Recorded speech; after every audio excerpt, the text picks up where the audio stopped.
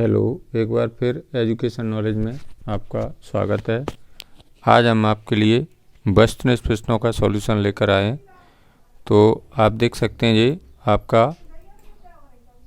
अध्याय 1 है और पाठ का नाम है लोकतंत्र क्या और लोकतंत्र क्यों। ये राजनीति का चैप्टर है कक्षा 9th के विद्यार्थियों के लिए, और इसमें से आप देखेंगे तो आपके 5 अंक के प्रश्न परीक्षा में पूछे जाएंगे। तो आज हम इसके वस्तुनिष्ठ प्रश्नों को हल करेंगे। तो आइए शुरू करते हैं। इसमें देखिए पहला प्रश्न है, इसमें यहाँ पर देखिए प्रश्न क्रमांक 1 इसमें पूछा गया है, सही विकल्प चुनकर लिखिए। इसमें पहला प्रश्न है आपका, चीन की संसद से किस पार्टी की सरकार बनती है। यानी कि चीन की जो संसद है उससे किस पार्टी की सरकार बनती है। तो इसका सही आंसर हो जाएगा ऑप्शन आ, चीनी कम्युनिस्ट पार्टी। ठीक है। इसके बाद नेक्स्ट क्वेश्चन है दूसरा, निम्नलिखित में से कौन सा प्रत्यक्ष लोकतंत्र का रूप है। ठीक है।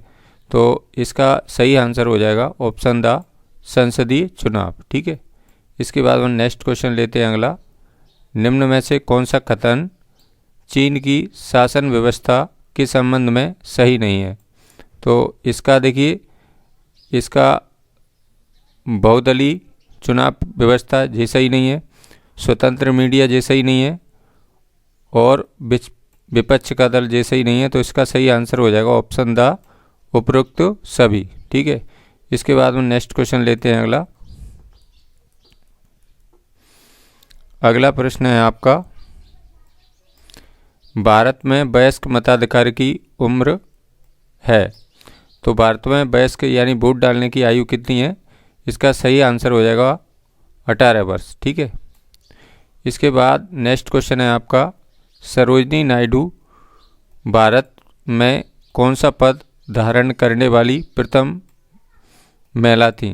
तो ये इसका सही आंसर हो जाएगा ऑप्शन व, उत्तर प्रदेश की राज्यपाल।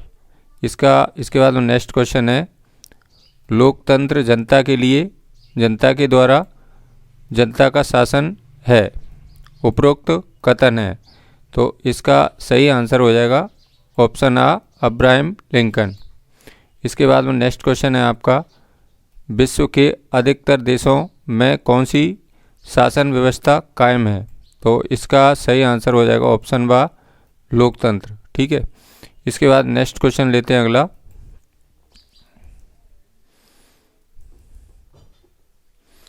अगला प्रश्न है, बहुत इंपॉर्टेंट क्वेश्चन है जी, 8 नंबर का, डेमोक्रेसी किस भाषा का शब्द है। तो इसका सही आंसर हो जाएगा यूनानी। ठीक है।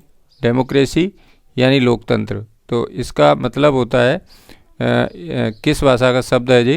तो ये यूनानी भाषा का शब्द है। इसके बाद में हम लेते हैं इसके खालिस्तान। इसमें देखिए पूछा गया 2 नंबर में, रिक्त स्थानों की पूर्ति कीजिए। यदि आपको ये मॉड्यूल पेपर में 75 पेज नंबर पर मिलेगा ये चैप्टर। इसमें देखिए रिक्त स्थानों की पूर्ति कीजिए। इसमें पहला प्रश्न है आपका, म्यांमार में इसमें बनना है आपको सैनिक शासकों का शासन है। ठीक है। तो इसमें क्या भरेंगे आप, म्यांमार की बात हो रही है, म्यांमार में सैनिक शासकों का शासन है। ठीक है। तो इसमें सैनिक भरेंगे आप। इसके बाद में दूसरा क्वेश्चन है इसमें, चीन के राष्ट्रपति की नियुक्ति। तो इसमें देखिए चीन की राष्ट्रपति की नियुक्ति इसमें बनना है आपको राष्ट्रीय जन संसद के द्वारा की जाती है। जो चीन की संसद है उसका नाम है राष्ट्रीय जन संसद। ठीक है। इसके द्वारा राष्ट्रपति की नियुक्ति की जाती है। इसके बाद में अगला क्वेश्चन है आपका, ये कक्षा 9th है, आप देख सकते हैं यहाँ पर, 1980 देश अल्पसंख्यकों को मतदान का अधिकार नहीं देता। तो इसमें बनना है आपको 1980। अगला क्वेश्चन है, सऊदी अरब के शाह, इसमें बनना है लोगों द्वारा नहीं चुने जाते। ठीक है। इसके बाद में इसमें क्या भरेंगे आप, लोगों। अब इसके बाद नेक्स्ट क्वेश्चन है आपका, आपको सत्य सत्य बताना है। तो इसमें देखिए सत्य ऑब्लिक असत्य लिखिए। इसमें पहला क्वेश्चन है आपका, गणतंत्र का अर्थ फैसले लेने का अधिकार जनता के पास हो। तो ये सत्य हो जाएगा आपका, ठीक है। इसके बाद नेक्स्ट क्वेश्चन है आपका, चीन में 1958 से 1961 के दौरान पड़ा अकाल विश्व इतिहास का अब तक का ज्ञात सबसे भयावह अकाल है। यानी कि चीन में 1958 से 1961 तक भयंकर अकाल पड़ा था। तो ये भी क्या हो जाएगा, ये सत्य हो जाएगा आपका। नेक्स्ट क्वेश्चन है, भारत दुनिया का सबसे बड़ा लोकतंत्र है। यानी हमारा देश विश्व में, पूरी दुनिया में सबसे बड़ा देश है, लोकतंत्र सबसे बड़ा लोकतंत्र है। तो ये भी सत्य हो जाएगा, ठीक है। अगला क्वेश्चन है, लोकतंत्र में शासकों का चुनाव जनता करती है। तो ये भी सत्य हो जाएगा। लोकतांत्रिक देश होते हैं उसमें शासकों का चुनाव कौन करता है, जनता करती है। तो हमारा देश भी लोकतंत्र है, तो हमारे देश में भी सब शासकों का चुनाव जनता के द्वारा किया जाता है। अगला प्रश्न है आपका, 2015 तक सऊदी अरब में औरतों को वोट डालने का अधिकार नहीं था। यानी कि 2015 तक आप देख सकते हैं सऊदी अरब में महिलाओं को वोट डालने का अधिकार नहीं था। तो ये भी सत्य हो जाएगा आपका। इसके बाद आप देखेंगे आपकी टेबल है ये जोड़ियाँ को आपको आमने सामने लिखना है। इसमें सही जोड़ी बनाइए। इसमें आप देखेंगे यहाँ पर खंड का दिया है और इसमें खंड खा दिया है। तो इसको आपको जोड़ियों को आमने सामने लिखना है। तो इसमें आप देखेंगे पहला प्रश्न है इसमें आपका,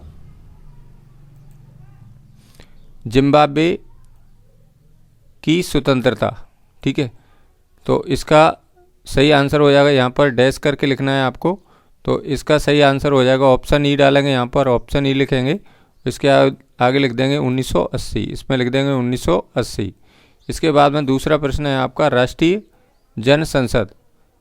तो इसका सही आंसर हो जाएगा, यहाँ पर डैश करेंगे पहले और यहाँ पर देखेंगे ए ऑप्शन आ डालेंगे और इसके आगे लिख देंगे चीन। जो चीन की संसद का नाम है उसका नाम है राष्ट्रीय जन संसद। इसके बाद में अगला प्रश्न है आपका तीसरा, लीगल फ्रेमवर्क ऑर्डर।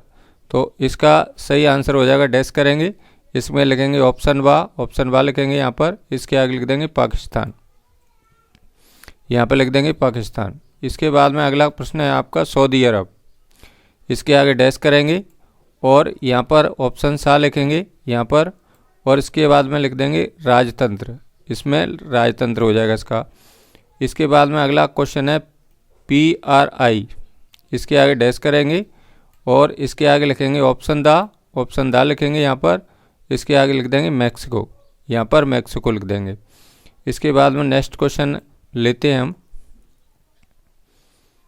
इसमें देखिए प्रश्न क्रमांक 5 है जी, और इसमें एक शब्द एक वाक्य में उत्तर दीजिए। तो इसमें पहला प्रश्न है आपका, लोकतांत्रिक सरकारों में शक्तियों के पृथक्करण का उद्देश्य क्या है।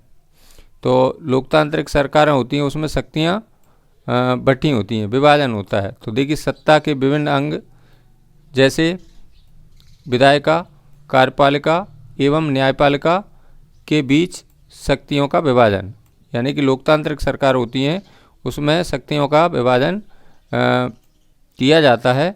यानी सत्ता के विभिन्न अंग होते हैं उसमें, यानी विधायिका होती है, कार्यपालिका होती है एवं न्यायपालिका के बीच शक्तियों का बंटवारा यानी विभाजन किया जाता है।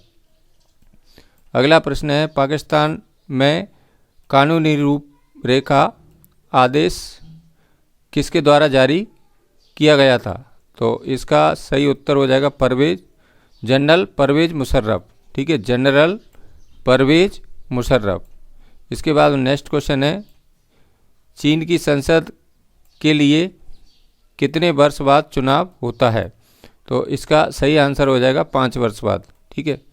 इसके बाद में नेक्स्ट है आपका, मैक्सिको में राष्ट्रपति का चुनाव कितने वर्ष बाद होता है।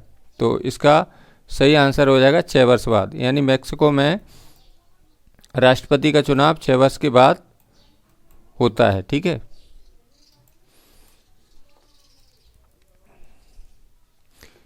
इसके बाद में आप देखेंगे अगला प्रश्न है आपका, चीन की संसद को क्या कहते हैं? तो चीन की संसद का नाम क्या है? राष्ट्रीय जनसंसद। ठीक है, चीन की जो संसद है उसका नाम क्या है? राष्ट्रीय जनसंसद। अगला प्रश्न है, ऐसे 2 देशों के नाम बताइए जहां स्वतंत्र और निष्पक्ष चुनाव होते हैं। तो एक तो हमारा प्यारा देश भारत है और दूसरा अमेरिका है। यहाँ पर देखिए, यहाँ पर क्या होता है, स्वतंत्र और निष्पक्ष चुनाव जनता के द्वारा किए जाते हैं, वोट डाले जाते हैं। यानी हमारा जो निर्वाचन आयोग है वो चुनाव की जिम्मेदारी संभाले हुए वो हमारा स्वतंत्र और निष्पक्ष चुनाव आयोग, निर्वाचन आयोग के द्वारा कराए जाते हैं और जनता वोट करती है। तो हमारे देश में शासकों का चुनाव लोग करते हैं। तो ये थे आपके बहुत ही महत्वपूर्ण चैप्टर है ये आपका वस्तुनिष्ठ प्रश्न। यदि आपको यह वीडियो अच्छी लगी हो तो लाइक करें, अपने मित्रों के साथ शेयर करें। यदि आप मेरे चैनल को पहली बार देख रहे हैं तो प्लीज़ चैनल को सब्सक्राइब जरूर करें। धन्यवाद।